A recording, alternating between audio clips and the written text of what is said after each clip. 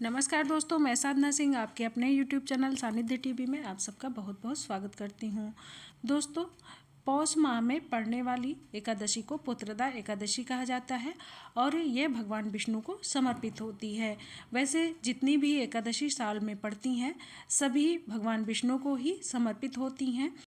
इस दिन विधि विधान से भगवान विष्णु का पूजन किया जाता है और वे अपने भक्तों को सुख सौभाग्य का आशीर्वाद प्रदान करते हैं। आज इस वीडियो में हम सुनेंगे पुत्रदा एकादशी की व्रत कथा।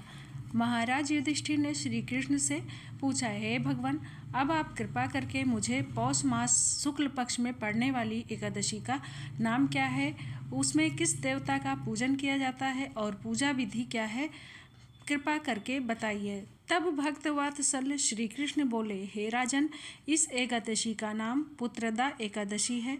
इसमें भगवान नारायण की पूजा की जाती है। इस चर अचर संसार में पुत्रदा एकादशी के समान कोई और व्रत नहीं है। इसके पुण्य से मनुष्य तपस्वी, विद्वान और लक्ष्मीवान होता है। इसकी मैं एक कथा कहता हूँ, ध्यानपूर्वक सुनो। भद्रावती नामक नगरी में सुकेतुमान नाम का एक राजा राज्य करता था। उसके कोई पुत्र नहीं था। उसकी स्त्री का नाम शैब्या था। वो निपुती होने के कारण सदैव चिंतित रहती थी। राजा के पितर भी रो रो कर पिंड लिया करते थे और सोचा करते थे कि इसके बाद हमको पिंड कौन देगा। राजा को भाई बंधु, धन, हाथी, घोड़े, राज्य और मंत्री, इन सब में से किसी से भी संतोष नहीं होता था।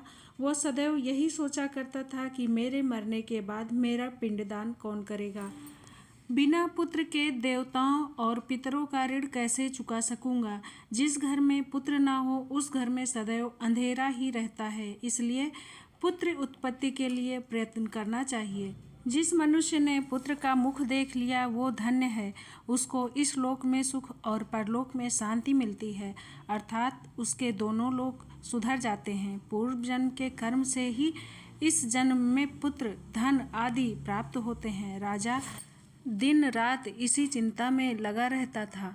एक समय तो राजा ने अपना शरीर त्याग देने का निश्चय किया, परंतु आत्मघात को महापाप समझकर उसने ऐसा नहीं किया। एक दिन मन में ऐसा विचार करता हुआ घोड़े पर चढ़कर वो वन की तरफ चल दिया तथा वृक्षों और पक्षियों को देखने लगा। उसने देखा वन में मृग, व्याघ्र, सूअर, सिंह, बंदर, सर्प आदि सब भ्रमण कर रहे हैं।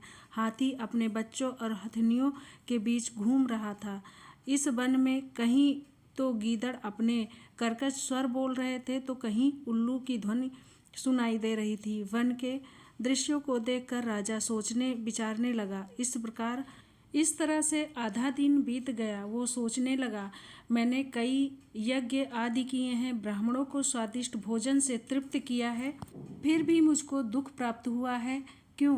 राजा प्यास के मारे अत्यंत व्याकुल होने लगा और पानी की तलाश में इधर उधर देखने लगा। थोड़ी दूर पर राजा को एक सरोवर दिखा। उस सरोवर में कमल खिले थे तथा सारस, हंस, मगरमच्छ आदि विहार कर रहे थे। उस सरोवर के चारों तरफ ऋषियों और मुनियों के आश्रम बने हुए थे। उसी समय राजा के दाहिने अंग फड़कने लगे। राजा शुभ शकुन समझकर मुनियों को दंडवत प्रणाम करके बैठ गया। राजा को देखकर मुनियों ने कहा, हे राजन, मैं तुमसे अत्यंत प्रसन्न हूँ। तुम्हारी क्या इच्छा है सो कहो। राजा ने पूछा, महाराज, आप कौन हैं और यहाँ किस लिए आए हैं, कृपा करके बताएं।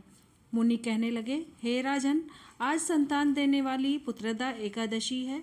हम लोग विश्वदेव हैं और यहाँ पर स्नान करने आए हैं। यह सुनकर राजा कहने लगा, हे महाराज, मेरे भी कोई संतान नहीं है। यदि आप मुझ पर प्रसन्न हैं तो एक पुत्र का वरदान दीजिए। मुनि बोले, हे राजन, आज पुत्रदा एकादशी है, आप अवश्य ही इसका व्रत रखें। भगवान की कृपा से अवश्य ही आपके घर में पुत्र होगा। मुनि के वचनों को सुनकर राजा ने उसी दिन एकादशी का व्रत किया और द्वादशी पर व्रत का पारण किया। इसके पश्चात मुनियों को प्रणाम करके वो महल में वापस आ गया। कुछ समय बीतने के बाद रानी ने गर्भ धारण किया और 9 महीने के पश्चात उसके एक पुत्र हुआ। वो राजा अत्यंत शूरवीर, यशस्वी और प्रजापालक हुआ। श्री कृष्ण बोले, हे राजन, पुत्र प्राप्ति के लिए पुत्रदा एकादशी का व्रत करना चाहिए। जो मनुष्य इस व्रत का महात्म्य पढ़ता है, सुनता है अथवा दूसरों को सुनाता है, वो इस लोक में सभी सुखों को भोगता है और अंत में वैकुंठ धाम को प्राप्त होता है। इस तरह से पौष पुत्रदा एकादशी व्रत की कथा समाप्त होती है। बोलो भगवान विष्णु की जय।